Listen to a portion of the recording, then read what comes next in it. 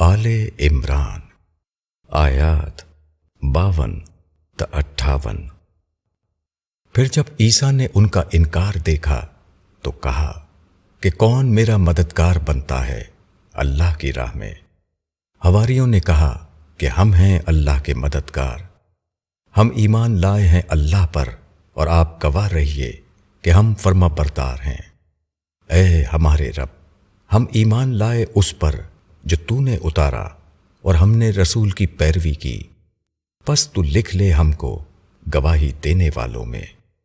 اور انہوں نے خفیہ تدبیر کی اور اللہ نے بھی خفیہ تدبیر کی، اور اللہ سب سے بہتر تدبیر کرنے والا ہے۔ جب اللہ نے کہا کہ اے عیسیٰ، میں تم کو واپس لینے والا ہوں اور تم کو اپنی طرف اٹھا لینے والا ہوں، اور جن لوگوں نے انکار کیا ہے ان سے تمہیں پاک کرنے والا ہوں، اور جو تمہارے پیرو ہیں ان کو قیامت تک ان لوگوں پر غالب کرنے والا ہوں جنہوں نے تمہارا انکار کیا ہے۔ پھر میری طرف ہوگی سب کی واپسی، پس میں تمہارے درمیان ان چیزوں کے بارے میں فیصلہ کروں گا جن میں تم جھگڑتے تھے۔ پھر جو لوگ منکر ہوئے ان کو سخت عذاب دوں گا دنیا میں اور آخرت میں، اور ان کا کوئی مددگار نہ ہوگا۔ اور جو لوگ ایمان لائے اور نیک کام کیے ان کو اللہ ان کا پورا اجر دے گا، اور اللہ ظالموں کو دوست نہیں رکھتا۔ یہ ہم تم کو سناتے ہیں اپنی آیتیں اور پر حکمت مضامین۔ تشریح۔ بنی اسرائیل کے بڑوں نے حضرت مسیح علیہ السلام کو ماننے سے انکار کر دیا۔ بڑوں کے ہاتھ میں ہر قسم کے وسائل ہوتے ہیں، مزید یہ کہ مذہب کی گدیوں پر قابض ہونے کی وجہ سے عوام کی نظر میں وہی مذہب کے نمائندے ہوتے ہیں، اس لیے وہ جس کو رد کر دیں وہ نہ صرف وسائل حیات سے محروم ہو جاتا ہے بلکہ حق کی خاطر سب کچھ کھونے کے بعد بھی لوگوں کی نظر میں بددین ہی بنا رہتا ہے۔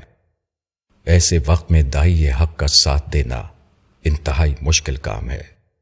یہ شبہات اور مخالفتوں کی عمومی فضا میں اس کی صداقت پر گواہ بننا ہے۔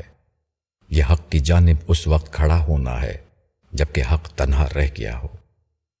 حق جب اپنی بے آمیز صورت میں اٹھتا ہے تو وہ تمام لوگ اپنے اوپر اس کی زد پڑتی ہوئی محسوس کرتے ہیں جو اپنی خلاف حق زندگی پر حق کا لیبل لگا کر لوگوں کے درمیان عزت کا مقام حاصل کیے ہوئے تھے۔ وہ داعی کو زیر کرنے کے لیے اٹھ کھڑے ہوتے ہیں، وہ طرح طرح کے شوشے نکال کر عوام کو اس کے خلاف بھڑکاتے ہیں اور بالآخر طاقت کے ذریعے اس کو مٹا دینے کا منصوبہ بناتے ہیں، مگر اللہ کی نصرت ہمیشہ داعی کے ساتھ ہوتی ہے، اس لیے کوئی مخالفت اس کی آواز کو دبانے میں کامیاب نہیں ہوتی۔ مخالفتوں کے الرغم وہ اپنے مشن کو مکمل کرتا ہے۔ جو لوگ دعوت حق کے مخالف بنے وہ اللہ کی نظر میں مفسد ہیں، کیونکہ وہ لوگوں کو جنت کی طرف جانے سے روکتے ہیں۔ اس سے بڑا کوئی فساد نہیں ہو سکتا کہ خدا کے بندوں کو خدائی جنت کی طرف جانے سے روکا جائے۔ حضرت مسیح علیہ السلام یہودی قوم میں پیدا ہوئے، مگر یہود نے آپ کی نبوت نہیں مانی۔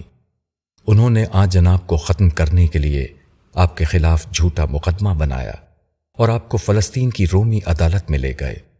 عدالت سے آپ کو سولی پر چڑھانے کا فیصلہ ہو گیا، مگر اللہ تعالیٰ نے آپ کو آسمان پر اٹھا لیا اور رومی سپاہیوں نے ایک اور آدمی کو آپ کے ہم شکل پا کر اسے سولی دے دی۔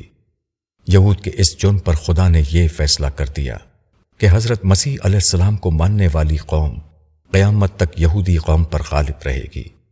یہود اور مسیحی دونوں کے ساتھ خدا کا دنیاوی معاملہ ہے، آخرت کا معاملہ اس کے علاوہ ہے جو خدا کی عام سنت کے تحت ہوگا۔